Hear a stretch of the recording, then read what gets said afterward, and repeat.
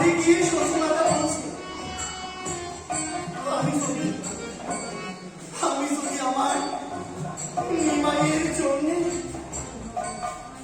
বিষ্ণু প্রিয়াকে আমার পুত্রবধূ করে আনতে পারতাম, তবে আমার আশা পূর্ণ আর হলো তার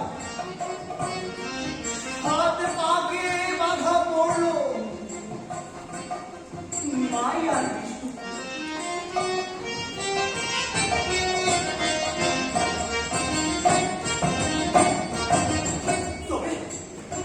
তবে সেদিন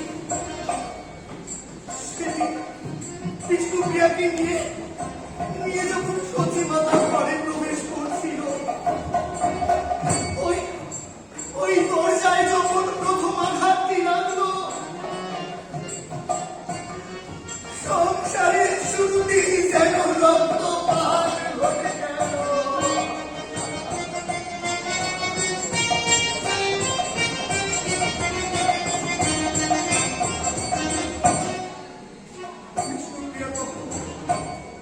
বিষ্ণুপ্রিয়া তখন তোর করে সদন দুটি জড়িয়ে ধরে বলছে,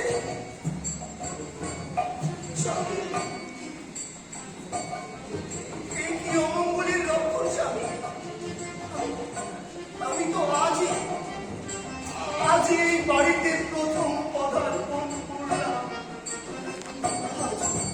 আজ প্রথম পদার্পণের সঙ্গে সঙ্গে আমার রক্তপাত ঘটে গেল।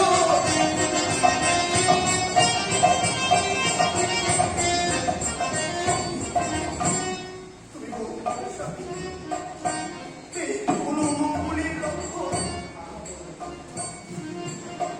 বিষ্ণুপ্রিয়ার এই বিনাশ নিমাই পণ্ডিত বলছে,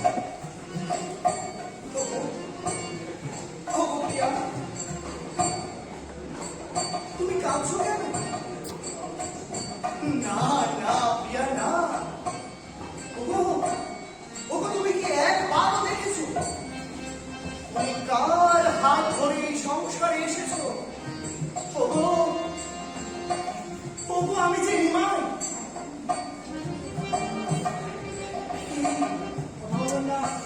এই জগতের সবাই আমায় ঘোর করি বলে জানে। তুমি যতক্ষণ আমার সঙ্গে আছো, তোমার কোনো বিপদ হবে না।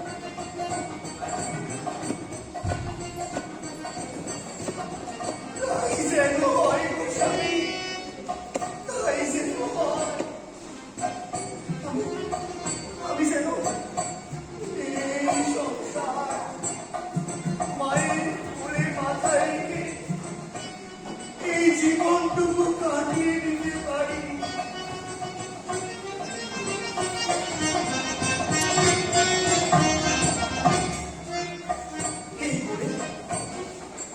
এই বলে বিষ্ণুপ্রিয়া যখন ঘরে অপেক্ষা করছিল, তখন তার সখী কাঞ্চন ছুটে গিয়ে বিষ্ণুপ্রিয়ার গলাটি জড়িয়ে ধরে বলে, দেখি প্রিয়া, তোর চোখে জল? না প্রিয়া না, আজ এই শুভ দিনে চোখে তো জল থাকতে নেই। হায় সখী, আজ আমি তোকে আমার মনের মতো করে ওর সজ্জার সাজে সাজে, যাতে করে তুই আমার গৌর হরির মনের মতো হতে পারিস। এই বলে সখী কাঞ্চন বিষ্ণুপ্রিয়াকে সাজা দিলাম।